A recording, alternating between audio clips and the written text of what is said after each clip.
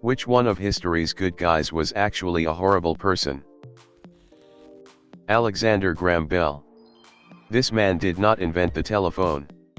Several people were working on similar technology at the same time. Antonio Meucci invented it first, but there was a court case over who got the patent rights. Meucci died before the case was settled, and Graham Bell won the glory he didn't deserve. Tony Soprano knew this and went apeshit over it at the dinner table. Bell was also a eugenicist who sought to end sign language in schools and wanted to ban deaf people from marrying each other. He was a staunch oralist, and the repercussions of his actions are still being felt in society today through such autist institutions like the Bell Institute. Alexander Graham Bell pushed for the eugenics of deaf and hard of hearing people and was a major obstacle to fund schools for the deaf, which thankfully did persist despite this asshat. Also, Helen Keller was a super eugenicist.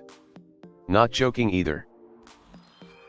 Not that it justifies it in any way, but there was a time when much of America was interested in or an advocate for eugenics. Hitler modeled some of his views and programs on us before we decided that it was wrong. Also, he didn't really invent the telephone, he was just the first to patent a design. Rudyard Kipling, author of The Jungle Book. Paraphrasing, the only way to keep the yellow man out is to bring the white man in. Also got his son killed by using his influence to get him into the army despite his son's piss-poor eyesight. Bit of a dick move if you ask me. While he almost certainly wasn't the first to say it, Lord Acton once observed that great men are almost always bad men. Pluck any great man from history, those rare figures about whom the story of the human race seems to turn, and you find a monster who changed the world, probably without even intending to do so. It's my estimation that every man ever got a statue made of him was one kind of a son of a bitch or another. Yo, Hitchcock is so fucked up. He was famous for pulling pranks like chaining a dude up over a long night and giving him a bottle of whiskey laced with serious laxatives, so he shat himself, painfully, in chains, for 12 hours or so. He made the actress from Psycho, Janet Leigh, stand in the shower for almost a week. She only takes baths now. The degree to which he abused Tippi Hedren during that scene from The Birds is, wow. He literally threw birds at her for 5 days, 8 hours a day, so that they were pissed off and actually attacked her, even after her doctor told him she couldn't take any more. She still has scars. Not to mention the sexual assaults and the threats to ruin her career if she didn't comply. He sent her daughter, Melanie Griffith, a really lifelike doll of her mother, dead in a coffin. She was 8. Dude was fucked. Behind the Bastards does a great couple episodes about him, those are just the ones I remember off the top of my head from 2+ hours of it. Why so many directors predators, man, I just don't get it. Tinker Bell. Everybody thinks she was so cute and such a good friend to Peter, but she was a jealous psychopath and tried to murder Wendy several times. I mean, in the book she only did it once. You really have to wonder what happened to Tinker Bell between the new CG movies and Peter Pan. What do you mean? Well, you've seen the newer Tinker Bell movies. She has a little bit of a temper, but otherwise she's a pretty sweet-hearted fairy, and she lives with all of the other fairies. Then, in Peter Pan, she's the only fairy you see, and she's more interested in being with Peter. Not only that, but she tries on more than one occasion to murder Wendy, and when called out on it, she shows no remorse. Ice cold. Clearly something horrific went down in Pixie Hollow, and Tink is either the cause, or just the sole survivor. Good lord. But in the books Peter Pan is also basically a psychopath. There are multiple references to the Lost Boys being worried he'd kill them. One of the main points of the book is that children don't know right from wrong unless they have parents to teach them. Just watched Peter Pan, the cartoon, the other day, and yes, she was a psycho. I would love to see Aubrey Plaza play her in the inevitable live-action remake cause damn, Tink was cold-blooded. As long as I never see Steve Irwin, Mr. Rogers, or Bob Ross in one of these threads, We're good. If you've got a problem with Steve Irwin, then you got a problem with me, and I suggest you let that one marinate. Ned Kelly is neat, because he seems to have recognized his anti-hero status. His actions were never morally right, but it's hard to say we haven't ever wanted to do the same. I don't know, I feel like a lot of Ned Kelly's actions were justified if you take his accounts as opposed to the policemen he dealt with. The truth is likely somewhere in between. There's no excuse for his early theft, but those wouldn't make him a horrible person by today's standards. Since most have been covered, I'll do a guy who was a true fucking villain who turned into kind of a decent guy. It doesn't nearly wipe the slate clean, but it's an interesting historical transformation. Nathan Bedford Forrest. Slave trader.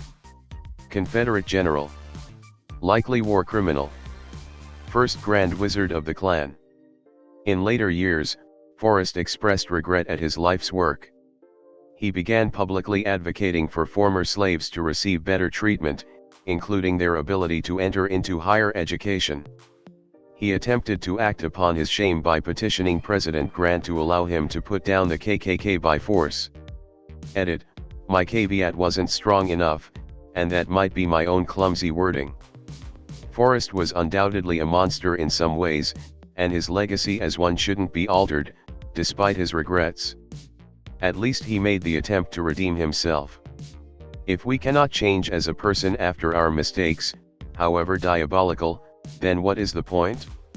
Might as well just go murderin'. Astronomer here. This is a hard one to admit because I definitely loved his book and idolized his antics a bit when I was a young physics major, but Richard Feynman. A lot of people read "Surely You're Joking, Mr. Feynman," and share my reaction, and his physics lectures are amazing, but the older I get and the more people I meet who knew him, holy shit. The guy was beyond just. Times were different. Levels of misogyny against women. He committed domestic violence against his wife, kept lying to undergrads when he was in Cornell that he wasn't a professor so he could sleep with him, and, rumor has it, had to leave Cornell for Caltech because he slept with other faculty members' wives, and I've definitely heard a ton about him trying to pick up other scientists at physics conferences to know he was considered a creep. To be clear, I think someone can do good science and be an awful person, but that's not what UP was asking. Also, anyone who has been around a physics department knows that casual sexist jokes and the like are still not that uncommon today, and the fact that physics keeps idolizing Feynman probably doesn't help in changing the culture. Feynman was renowned for sitting in strip clubs and drawing nudes of the dancers in his off time. I've been reading an autobiography of Dyson Freeman who spent time with RF, traveled and rode trips. Richard was a womanizer after his wife died. He had a reputation as a doting husband during his marriage and during his wife's illness. After her death, though. Genius, intellect and carouser. Bob Marley. And there's a very good story to back this up that also explains how he grew to be #1 reggae singer of Jamaica. He had a posse of friends that would intimidate radio networks of Jamaica into playing his music, as well as destroying the alpha discs of other newer artists. I don't know WTF they're called, but the copy the radio networks were given in order to play on the air. He might have been trying to promote feel-good music and peace and all that, but he was a thug when it came to getting that music out. And at the same time gave a dude songwriter credit so that he'd get royalties from the music and be able to keep his soup kitchen open. People are so weird. Bully one guy, help another, rape his wife, help a guy keep his soup kitchen open. Fuck. Was also alleged to be monstrously terrible to his wife, according to her. A shorter list would be which of history's good guys were truly good guys and not later found out to be complete assholes. Edit, thank you for the award, stranger. I don't really know what else to say. So, thank you. Curly from the Three Stooges. Typically having several dogs at any given time, Curly was known to come home often with strays he found along his travels. He would foster the strays until he was able to find new homes. And when the Stooges were on tour, Curly made it a point to rehome, at least, one stray in each town they visited. It is estimated that Curly saved and rehomed more than 5,000 dogs in his lifetime, making him a man before his time with his humane concern for man's best friend. Charlie Chaplin. He got married to a 15-year-old girl because he got her pregnant when she was 14. He was openly pedophile. And, from what I've read, quite an asshole. Apparently, he and Marlon Brando worked together later on, and Charlie was such an uptight asshole that Marlon Brando, of all people, had to tell him to chill the hell out. Brando, for what it's worth, is infamous for demanding ridiculous concessions from directors for his performances, refusing to learn his lines, and a number of other things. This is a little more niche, but Bill Wilson, the founder of Alcoholics Anonymous. The guy did great things, and created a program of recovery that has saved millions of lives since its inception 85 years ago. He was also an arrogant asshole that cheated on his wife even in sobriety. Edit, this isn't here to scare away anyone that's trying to get sober. I've been sober thanks to AA for 5.5 years. So don't let this keep you away if you're struggling with your drinking. Nothing is black and white, it seems. There are quite a fair amount of fucking assholes in AA who use the 12 steps and being sober as a cover for their arrogant self-centered true self. I believe people can change, though I've definitely seen a lot of people not just quit using substances, but also become a decent human being as well. Make no mistake, just because you put the bottle down doesn't mean you're a saint, lol. In some aspects to the 60s and 70s when the Beatles were icons, I'm talking about John Lennon, people who use his image and face for peace sometimes forget important details. He abused women. He was a cheater. He abused his children, made one go completely deaf in one ear. Total hypocrite on the no possessions when he lived one of the most lavish lifestyles of his time. Compulsive liar. Almost killed a few people, look up Bob Wooler, he was almost punched to death by John. There were others, but their stories have either been disputed or unclaimed. So whenever I see a bunch of people sing Imagine, I just shake my head in shame, cause so many people don't even know how bad he was but act like he was a saint. As a massive Beatles fanatic, when I come across people who say that John is the symbol of peace, I always remind them of this: you cannot be a true fan of something/someone and not criticize it, and all of the other Beatles would come before John in this regard. I don't know, man, when I read about Martin Luther last year, I thought he was kinda cool as he created the Protestant branch of Christianity, but I recently read about what he thought of Jews, and yikes. For those of you who don't know, he got pissed when the Jews didn't want to convert to his religion and started being anti-Semitic as fuck. He wrote a whole book on Jews and their lies and said that he urged others to burn down synagogues to prove their loyalty to Christianity. He also wanted the Jewish prayer books to be taken away from them. Edit, because of misunderstandings, I do not mean Martin Luther King Jr. Martin Luther was a monk during the 16th century who initially started the Reformation for Christianity, and was the founder of Protestantism. Most of southern Germany remained Catholic because of a pamphlet he published entitled Against the Murderous, Thieving Hordes of Peasants after a peasant revolt trying to reduce the taxes on their fields. If you read any biography on Luther, you'd see that most of the really bad stuff was much later in his life. It's speculated he had a serious mental illness that was causing him to literally lose his mind. Then again, he also believed he had conversations with Satan. So he may have lost it well before that. But it's worth noting that he wasn't always that way. Many of those things came later with mental decline. I would think most racists have some sort of mental decline. That's the only way I can rationalize that kind of nonsense. Depends on what you mean.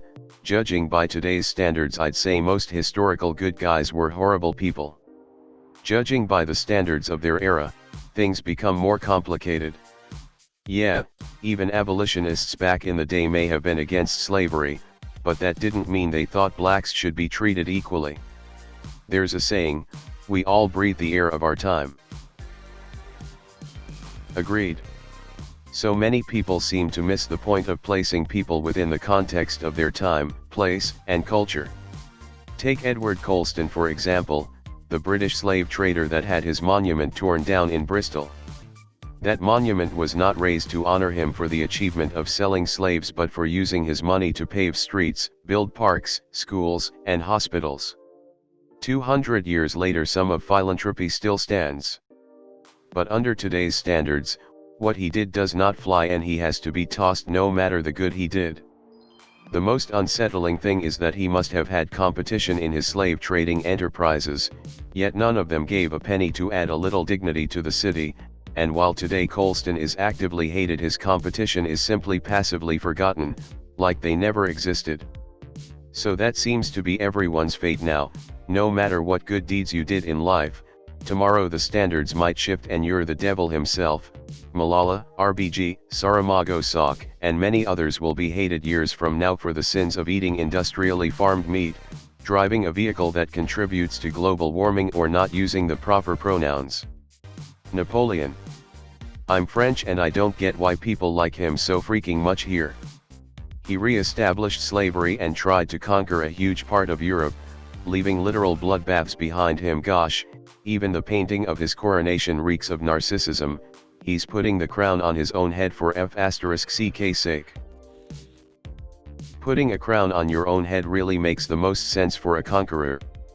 By allowing someone else to put the crown on your head you are saying that someone else has power over you. It makes sense in most monarchies where they have the whole divine right to rule and are crowned by the leader of the church. But a military conqueror crowns himself. It's interesting to see how his contemporaries' opinion of him changed over time. Beethoven had dedicated a symphony to him, but after declared himself emperor, he, Beethoven, got pissed and changed the dedication. Thomas Edison. Biggest monopolist ever and took credit for other people's work. He didn't invent the light bulb but bought the rights and advanced it. He monopolized the film projector and most films at the time and it took a very long lawsuit to get that fixed. He took many creations from his employees and put his name on it. This wasn't illegal because of the contracts employees signed at the time, but it's not exactly a sign of goodwill. I don't hate the guy, but his character is often completely exaggerated. This wasn't illegal because of the contracts employees signed at the time, but it's not exactly a sign of goodwill. This still happens today in some scientific fields like chemistry. Discover a new element while still a lab assistant? Yeah, you better believe that your superior will name it and write at least one book about how he found it. Thomas Edison and Henry Ford's winter homes are in my city.